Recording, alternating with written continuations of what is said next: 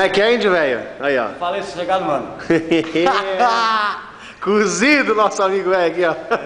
Fala alguma coisa. Aí, mano, o que eu falar? Tu tá filmando, né? Tô filmando? Aí tá fazendo que os caras estão fazendo pra mim? Claro, vamos botar na internet ali, A ó. Cris. A Cris é legal, ela. É filha do Albano e... E como é que é teu nome?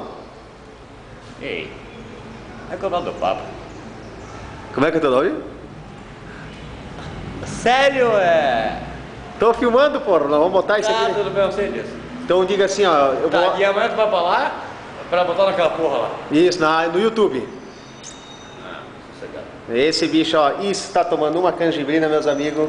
Tá, tudo bem, porque não tem prefeito na cidade. É. É que eu falo. E tu, Cleito? Já te chepou um cigarro, né? Vai ficar afogado, velho. Ah, é. Porque o nome da chance é o quê? Eu não subi lá. Quando fala? Uma catinga de cana.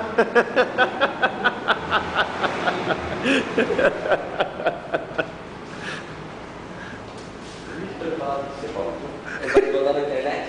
Vai baixar o vídeo. Entendeu? Nós já temos uns 4, 5 vídeos. Só pega Tá, tudo bem. Só pega gente assim que bebe um pouquinho. Aqui, já vai, ele quer sentar lá na cadeira. Daí Tá, tudo bem. Eu vou falar um pouco da prefeitura daí. Então tá bom. Um abraço.